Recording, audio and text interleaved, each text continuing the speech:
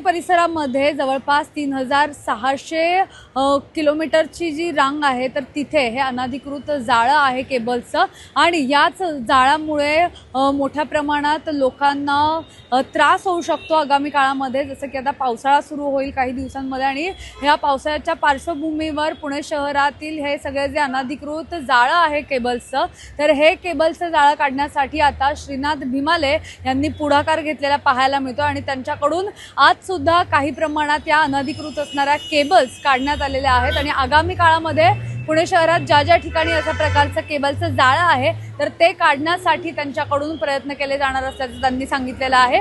यासोबतच पुणे शहर असेल, पुणे ग्रामीण भाग असेल, पिंपरी चिंचवड असेल, अशा प्रत्येक भागामध्ये जिथे जिथे अनधिकृत केबलचं जाळं आहे तर ते हटवलं जाणार आहे आणि त्याच्यावर कारवाई केली जाणार असल्याचं त्यांनी सांगितलेलं आहे। नेमकी काय याबाबतची अधिकची माहिती आहे जाणून घेऊयात श्रीनाथ भिमाले यांच्याकडून। सुरू झाली आज कारवाई। मी मागच्या महिन्यापूर्वी अर्थसंकल्पामध्ये तरतूद करताना सांगितलं की पुणे शहरामध्ये more than 3600 overhead illegal cable आहेत आणि मागच्या काळातही पाऊस आला त्यावेळी गायरोप नावाची ही केबल असती, त्या केबलबरोबर म्हणजे लोखंडी तार असती, ॲल्युमिनियम वायर असती, ती शहरभर टाकलेली आपण बघत आहोत। ज्या ज्या शहरात क्रॉसिंग आहेत त्या ठिकाणी ती तुटली तर एखाद्या माणसाचा जीव जाऊ शकतो, डोक्यामध्ये पडू शकते आणि अनेक दिवसापासून अशी ती शहरामध्ये सर्वत्र आहे। आणि मी संकल्पही केला होता की ह्यावेळी ओव्हरहेड इलिगल केबल्सवर कारवाई करायची। तर आज सकाळी विश्वकमल हॉटेल आदिनाथ सोसायटी ते सातारा रोडवरती जवळ 18.5 किलोमीटर ही टेलिकॉम कम्युनिकेशनची केबल होती। त्याच्यावर आज आम्ही सर्व अग्निशामक दल असेल, विद्युत विभाग असेल, अतिक्रमण असेल, पोलीस खात्याच्या मार्फत 2 दिवसापूर्वी पत्र दिलं होतं। आज ती कारवाई आम्ही केलेली आहे आणि दर गुरुवारी दर आठवड्याला शहरातल्या विविध ठिकाणी ज्या ठिकाणी गायरोप आहे, इलिगल ओव्हरहेड आहेत, ज्या ठिकाणी CFC म्हणजे पोलीस खात्याची केवळ तिथं कारवाई नाही करणार, त्यानंतर CCTV कॅमेरे महत्त्वाचे तिथं आम्ही कॅमेरे करणार नाही आणि महानगरपालिकेच्या लाईट्स विभागाच्या ज्या विद्युत विभागाच्या आहेत त्याचे पोले तिथं आम्ही कारवाई करत नाही। ऑलरेडी ह्या सर्व सर्चिंग एक कंपनी असती ज्या ठिकाणी इलिगल ओव्हरहेड आहेत त्याचं मशीनद्वारे सर्वे केला जातो, त्या सर्वेमध्ये त्याचा रिपोर्ट येतो। मग ती केबल किती कोरची आहे, ती कुठल्या कंपनीची केबल आहे आणि त्यानंतर त्याच्यावर सही होती आणि मग शहरामध्ये किती ठिकाणी इलिगल ओव्हरहेडचं जाळं आहे। साधारण प्रथमदर्शनी 3600 किलोमीटरचं हे ओव्हरहेड जाळं आहे। आज जवळजवळ 18.5 किलोमीटरच्या कारवाई संदर्भात मी बोललो होतो, आज 1 एप्रिल आहे तर ती आज कारवाई सुरू केली आहे। टप्प्याटप्प्यात शहरात सर्वत्र आम्ही कारवाई करणार। टेलिफोनची म्हणजे कंपन्यांची आहेत, मला वैयक्तिक कुठल्या कंपनीचं नाव घ्यायचं नाही, टेलिफोनच्याच जे आहेत एअरटेल असेल, जिओ असेल, व्हॉटेवर जे असेल मला माहीत नाही एक्झॅक्टली, आम्ही काय बघत नाही कोणाच्या, जे इलिगल आहे ते इलिगल आहे आणि पुढच्या काळात त्या अंडरग्राऊंड झाल्या पाहिजे हा 4था उद्देश आणि महानगरपालिकेला उत्पन्न मिळलं पाहिजे त्याचा 5वा उद्देश। पण सर तुम्ही आज जी कारवाई केली संबंधित कंपनीला जो काय आपला खर्च झाला मनुष्यबळ वगैरे असं काय दंडात्मक कारवाई काय होणार आहे का किंवा काय तशा प्रकारचं काय आहे? आता इलिगल ते इलिगलच आहे, म्हणजे त्यांनी चोरी करायची आणि त्याला सांगायचं की तू चोरी केली आहे असं तर होऊ शकत नाही।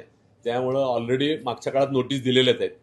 ज्या ओव्हरहेड आहेत इलिगल त्या डायरेक्ट इलिगल आहेत, साधा विषय।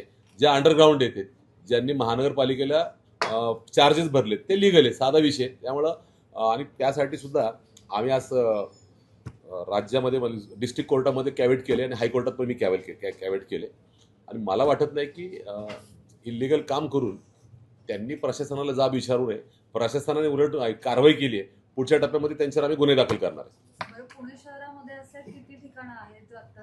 माझ्याकडे रिपोर्ट आला आहे, माझ्याकडे आहे तो रिपोर्ट। आता तो मी स्टेप बाय स्टेप जिथं कारवाई करेल तिथं सांगेल, बाकी जर आम्ही आता रिपोर्ट दिला तर मला असं वाटतं की आपण स्टेप वाईज जाऊयात। आज प्रथम म्हटल्याप्रमाणे 1 एप्रिलला कारवाई केली आहे। 3600 किलोमीटरचं ओव्हरहेड इलिगल आहे, तर आज 18.5 आहे आणि नंतर आम्ही यंत्रणा मोठी करूयात, मॅनपॉवर वाढवूयात, पोलीस स्टेशनला त्यात हे करूयात। आज CP ऑफिसला पत्र दिलं, CP ऑफिसने क्राईम ब्रँचला पण त्यात इन्व्हॉल्व केलं की बाबा क्राईम ब्रँच पुढच्या काळामध्ये जर ओव्हरहेडवाल्यांची दादागिरी झाली तर त्यांच्यावर गुन्हे दाखल करणार। आणि हे गायरोप जी आहे ही धोकादायक आहे। गायरोपचा अर्थ तुम्ही मागाशी आजही सकाळी सांगितलं, म्हणजे ती ॲल्युमिनियमची तार असते, ती जर कट झाली आणि कोणाच्या गळ्याला लागली तर जीव जाऊ शकतो आणि इलिगल तर आहे, विद्रुपीकरण आहे, इलिगल आहे। आणि महानगरपालिका पुढच्या काळात ओव्हरहेड अंडरग्राऊंड झाल्यानंतर महापालिका उत्पन्नाचा विषय 5th स्टेजला आहे, तो सुद्धा आहे ना। आपण आता जी सगळी यंत्रणा लावली आहे तर त्या यंत्रणेच्या माध्यमातून साधारण किती दिवस लागतील आपल्याला हे सगळं जाळं नष्ट करायचं? मला सांगा, अनेक एवढे वर्ष इलिगल होतं, त्यावेळी कोणी काही बोललं नाही. पण आता इलिगलचं काढण्यासाठी मी सुरुवात करतोय. टप्प्याटप्प्यामध्ये सर्व्हेचा रिपोर्ट जसं माझ्याकडे येईल, सर्व्हेचा रिपोर्ट आल्यानंतर स्टेप बाय ती कारवाई कर.